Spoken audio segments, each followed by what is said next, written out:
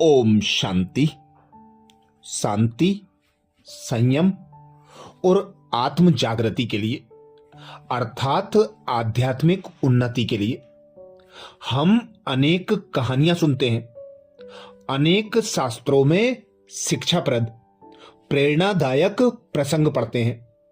यदि हम उन्हें अपने जीवन में धारण करें, उसके द्वारा जो शिक्षा प्राप्त होती है उस शिक्षा को अपने जीवन में अपना लें तो हमारा जीवन परिवर्तन हो सकता है।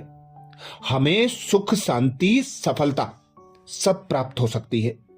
तो ऐसी ही एक प्रेरणा देने वाली कहानी, हमारा सच्चा साथी कौन, आप भी सुने और अपने बच्चों को भी जरूर सुनाएं। एक छोटे से गांव में श्रीधर नाम का एक व्यक्ति रहता था। स्वभाव में थोड़ा कमजोर और डरपोक किस्म का व्यक्ति था। एक बार वो एक महात्मा जी के आश्रम में गया और उन्हें अपनी कमजोरी बताई और उनसे प्रार्थना लगा दी, हे देव, मुझे कोई ऐसा साथी मिल जाए जो सबसे शक्तिशाली हो और विश्वास पात्र भी, जिस पर मैं आंखें बंद करके विश्वास कर सकूं, जिससे मैं मित्रता करके अपनी कमजोरी को दूर कर सकूं। हे देव, भले ही एक ही साथी मिले, पर ऐसा मिले कि वो मेरा साथ कभी ना छोड़े। तो महात्मा जी ने कहा, तुम पूर्व दिशा में जाना और तब तक चलते रहना जब तक तुम्हारी तलाश पूरी ना हो जाए। और हां, तुम्हें ऐसा साथी अवश्य मिलेगा जो तुम्हारा साथ कभी नहीं छोड़ेगा, बशर्त है तुम उसका साथ ना छोड़ो। श्रीधर ने कहा, बस एक बार वो मुझे मिल जाए तो फिर मैं उसका साथ कभी नहीं छोड़ूंगा। पर हे देव, मेरी तलाश तो पूरी होगी ना। महात्मा जी ने कहा, हे वत्स, यदि तुम सच्चे दिल से उसे पाना चाहते हो तो वो बहुत सुलभता से तुम्हें मिल जाएगा, लेकिन है वो बहुत दुर्लभ।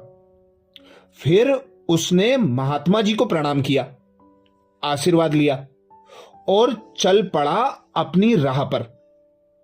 सबसे पहले उसे एक व्यक्ति मिला, शक्तिशाली घोड़े को काबू में कर रहा था। तो उसने देखा यही है वो। जैसे ही उसके पास जाने लगा तो उस व्यक्ति ने एक सैनिक को प्रणाम किया और घोड़ा देकर चला गया। श्रीधर ने सोचा, सैनिक ही है वो, तो वो मित्रता के लिए आगे बढ़ा। पर इतने में सेनापति आ गया। सैनिक ने प्रणाम किया और घोड़ा आगे किया।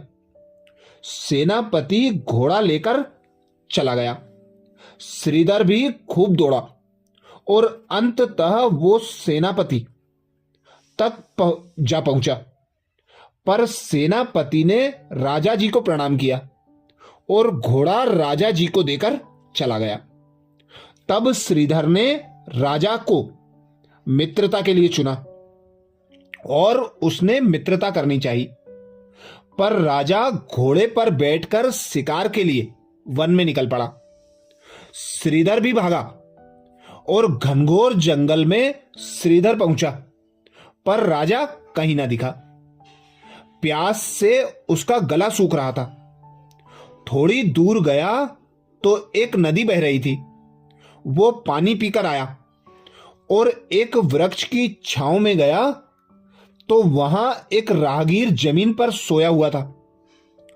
उसके मुख से राम राम की ध्वनि सुनाई दे रही थी और एक काला नाग उस राहगीर के चारों ओर चक्कर लगा रहा था।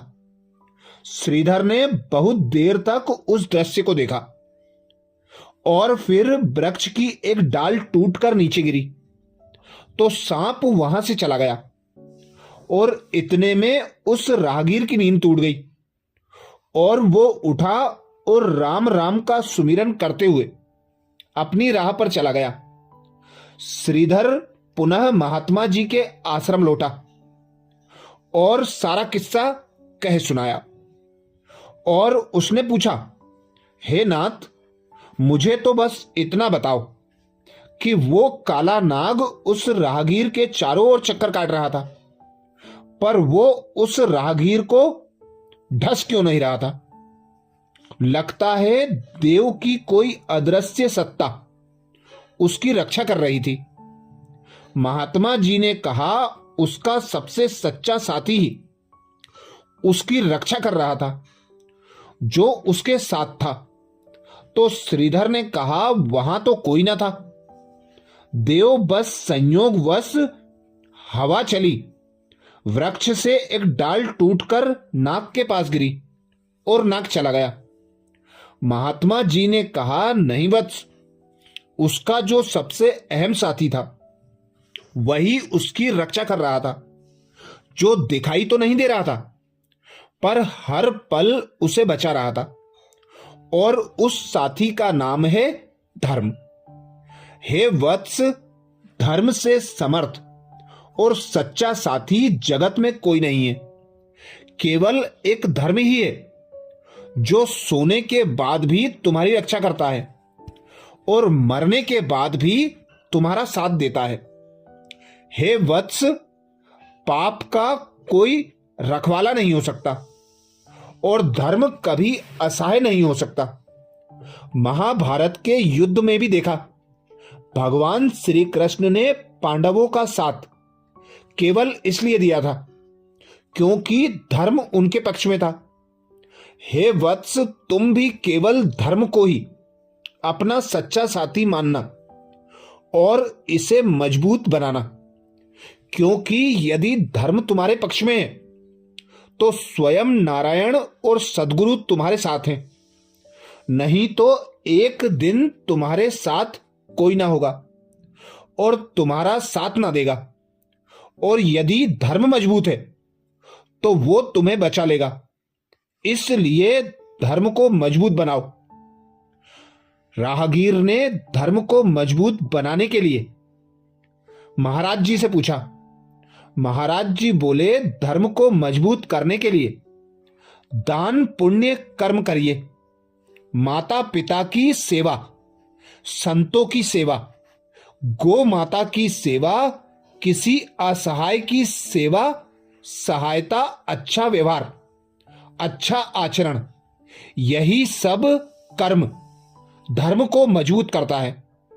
वत्स, एक बात सदैव याद रखना कि इस संसार में समय बदलने पर अच्छे से अच्छे साथ छोड़कर चले जाते हैं। केवल एक धर्म ही है जो घनघोर बीहड़ और गहरे अंधकार में भी तुम्हारा साथ नहीं छोड़ता। कदाचित तुम्हारी परछाई भी तुम्हारा साथ छोड़ दे, परंतु धर्म भी तुम्हारा साथ कभी नहीं छोड़ता, बशर्ते है तुम उसका साथ ना छोड़ो। इसलिए धर्म को मजबूत बनाना, क्योंकि केवल यही हमारा सच्चा साथी है, यही जीते जी हमारी मदद करता है और यही मरने पर भी हमारे साथ रहता है।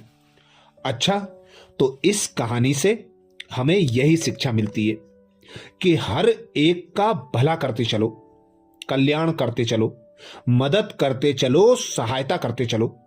किसी का भी कभी बुरा नहीं करना चाहिए।